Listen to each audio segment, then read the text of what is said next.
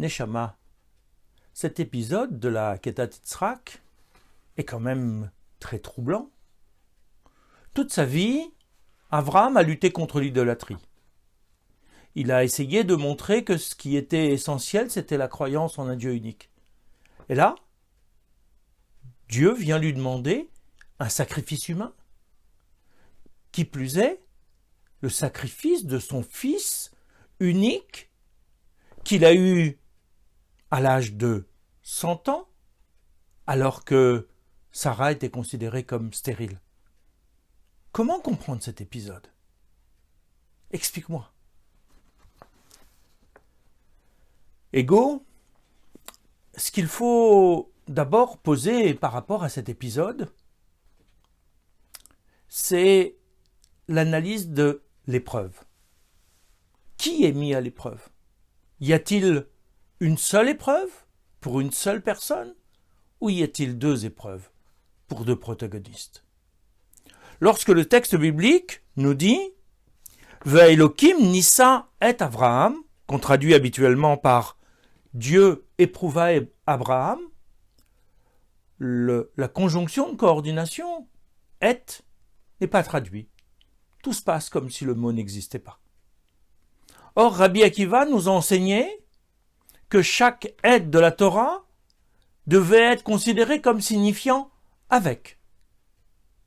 Donc, il faudrait lire, en quelque sorte, que Dieu a éprouvé avec Abraham quelqu'un d'autre qui n'est pas nommé, qu'il nous faut comprendre. Regardons bien cet épisode des deux côtés. Que cherche Dieu dans cette épreuve?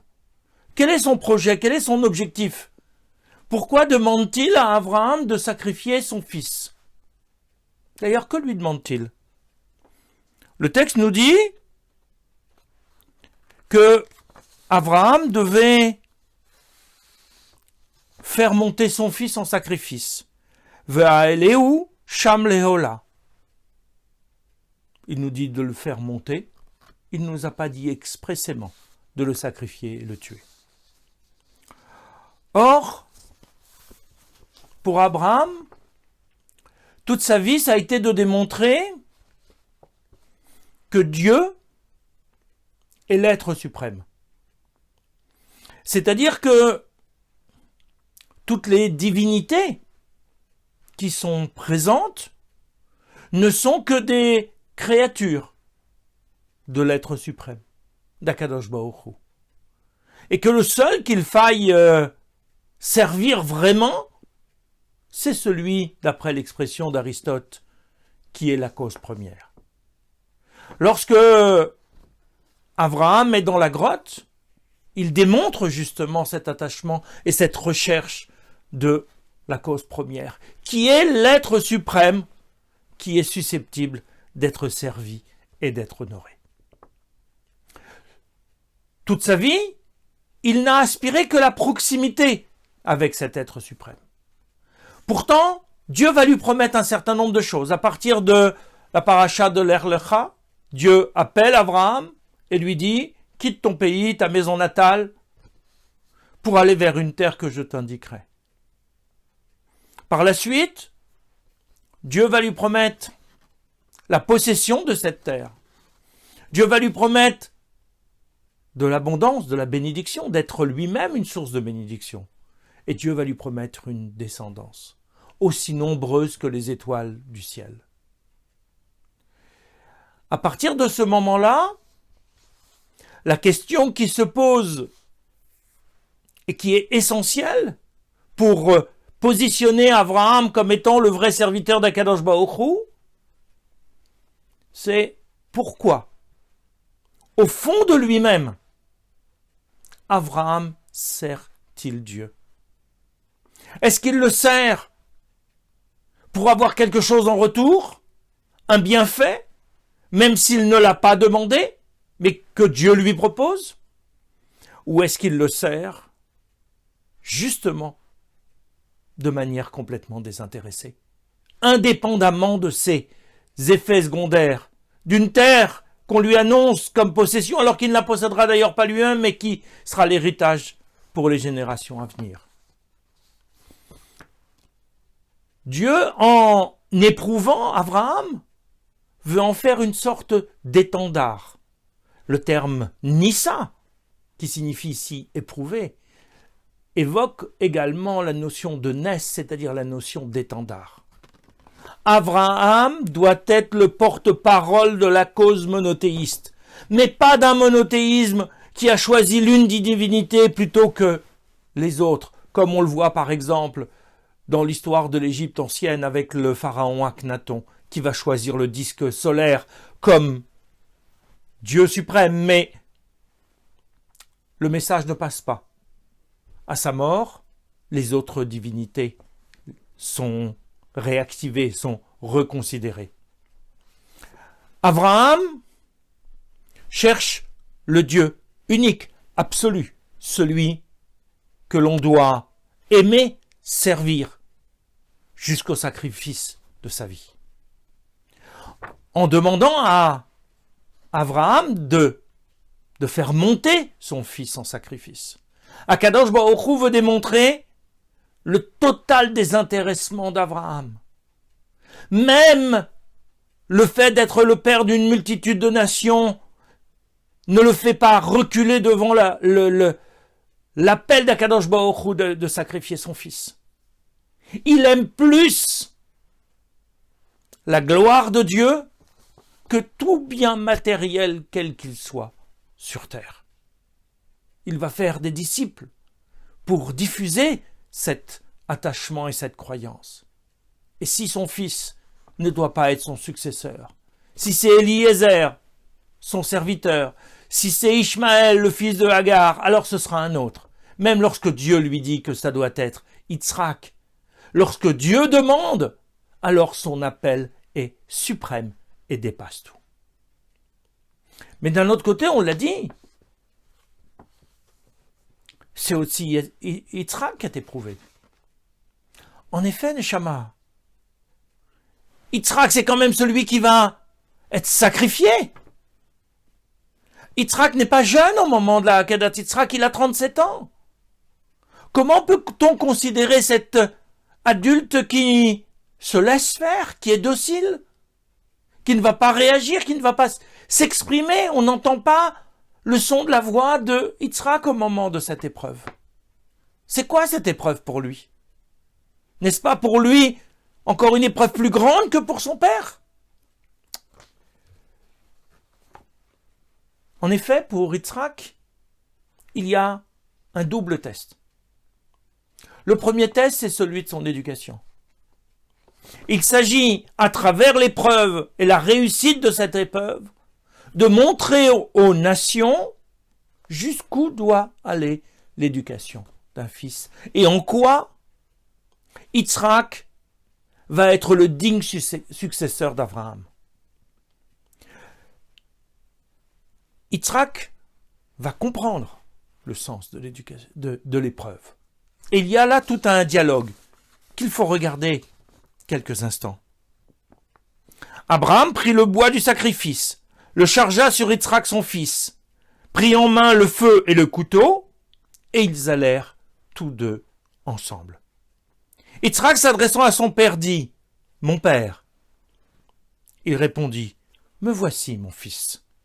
Il reprit « Voici le feu et le bois, mais où est l'agneau pour l'Holocauste » Abraham répondit « Dieu choisira lui-même l'agneau de l'Holocauste, mon fils. » Et ils allèrent tous deux ensemble. Genèse, chapitre 22, versets 6 et 7. Il y a de l'unité avant la question. Il y a de l'unité après la question. Yitzhak a très bien compris la réponse de son père. Dieu choisira l'agneau, mon fils. S'il n'y a pas d'agneau, c'est toi, mon fils, qui sera l'équivalent de l'agneau. Malgré cela, malgré la compréhension, à partir du moment où la demande vient d'Akadosh Baruch Hu, Yitzhak ne se rebelle pas contre son père. Il accepte docilement la fidélité de son père au Créateur du ciel et de la terre.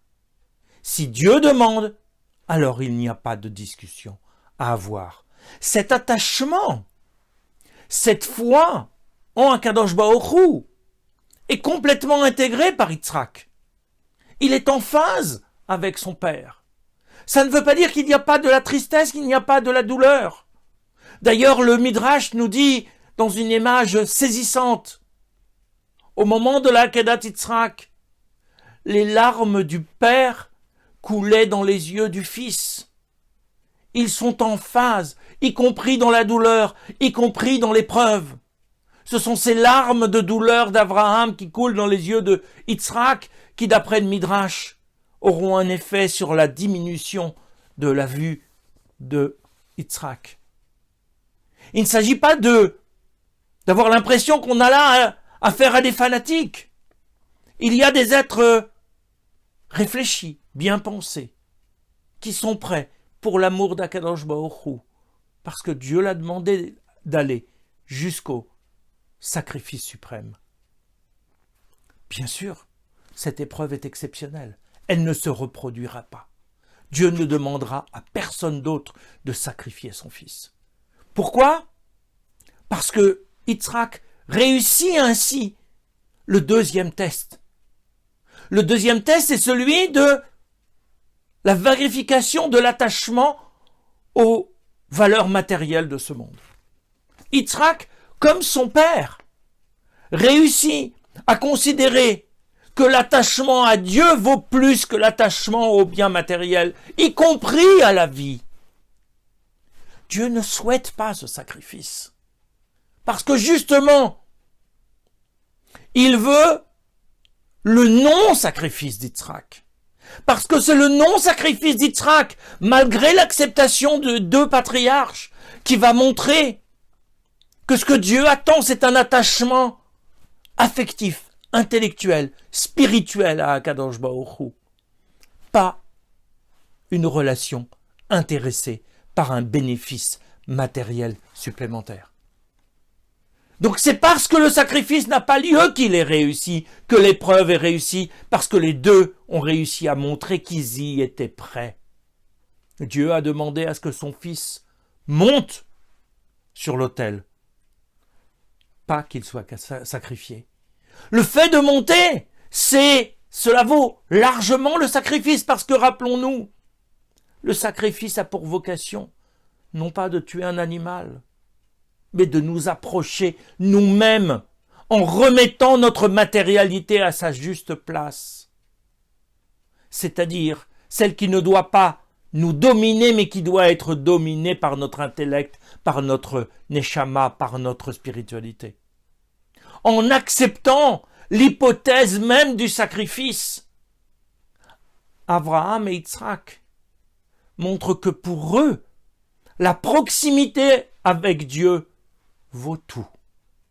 Le reste n'est que bien éphémère. Les deux ensemble montrent clairement que la croyance en Dieu, c'est exactement l'inverse de la démarche idolâtre. Toute la démarche idolâtre est intéressée, alors que la démarche d'Abraham, de Yitzhak, qui se transmet de génération en génération jusqu'à nous, c'est d'être capable de comprendre la vraie place de la matérialité. Heureusement, Dieu ne nous demande pas à chaque génération de reproduire ce don de soi pour le service de Dieu. Mais nous devons nous interroger. Si nous étions Abraham, si nous étions Yitzhak, qu'aurions-nous fait ?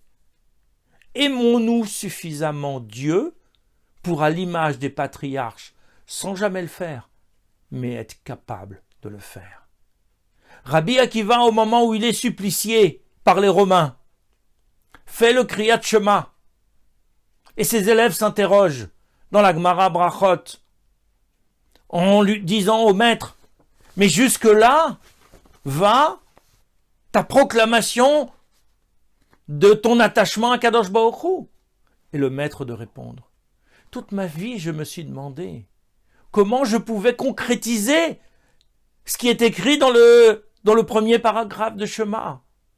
Tu aimeras l'Éternel ton Dieu de toute ton âme, de tout ton cœur, de toute ta force, jusqu'au sous-entendu au sacrifice de ta vie. Et maintenant que je suis en train d'être sacrifié parce que je suis fidèle à la Torah, alors je ne proclamerai pas mon attachement à Kadosh Baruch Hu. C'est ça, le vrai attachement, où il n'y a rien à gagner que la proximité avec Dieu, et c'est ça qui doit être l'étendard du peuple juif.